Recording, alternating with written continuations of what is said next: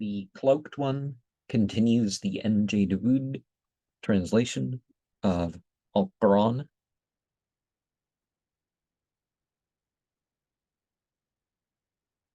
And in the name of Allah, the compassionate, the merciful, you that are wrapped up in your cloak, arise and give warning.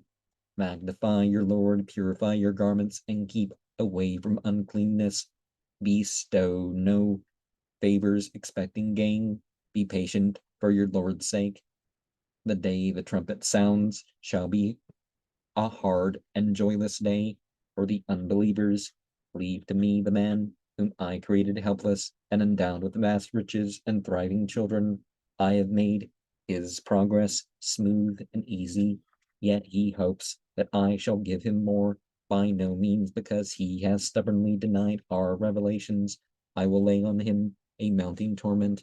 He pondered and he schemed. Confound him, how he schemed. Again, confound him, how he schemed. He looked around him, frowning and leering. Then he turned away in scornful pride and said, "This is but sorcery, counterfeited, the utterance of a mere mortal. I will surely cast him into the fire. Would that you knew what the fire is like. It leaves nothing. It spares no one. It burns the skins of men.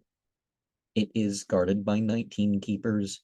We have appointed none but angels to guard the fire, and made their number a subject for dispute among the unbelievers, so that those to whom the scriptures were given may be convinced, and the true believers strengthened in their faith, that those to whom the scriptures were given and the true believers may have no doubts, and that those whose hearts are diseased and those who have no faith may say, what could Allah mean by this? Thus Allah confounds whom he will and guides whom he pleases.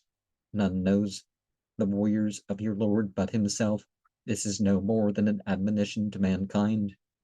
Know by the moon, by the departing night, and the coming dawn, it is a dire scourge, a warning to mankind, alike to those of you that would march on and those that would remain behind. Each soul is the hostage of its own deeds. Those on the right hand will in their gardens axe the sinners. What has brought you into hell? They will reply, we never prayed, nor did we ever feed the destitute. We engaged in vain disputes and denied the day of reckoning till the inevitable end overtook us. No intercessor's plea shall save them. Why then do they turn away from this reminder, like frightened donkeys fleeing from a lion? Indeed, each one of them demands a scripture of his own to be enrolled before him. No, they have no fear of the hereafter. No, this is an admonition. Let him who will take heed. But none takes heed except by the will of Allah. He is the Lord of goodness and forgiveness. And so, even when not perfect, you could say, perfectly modest, of course, but even when not perfectly dressed, you arise and get done what you're going to get done, right? Alone in the night, if needs be.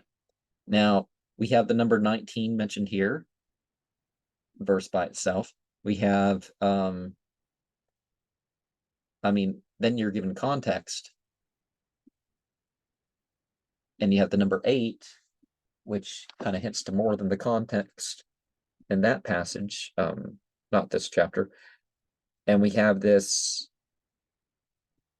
palindrome, the first letter of the 4th verse and the 3rd verse. Well, Rebecca Fakabara. Well, now if you reverse it, you have to read it as the same.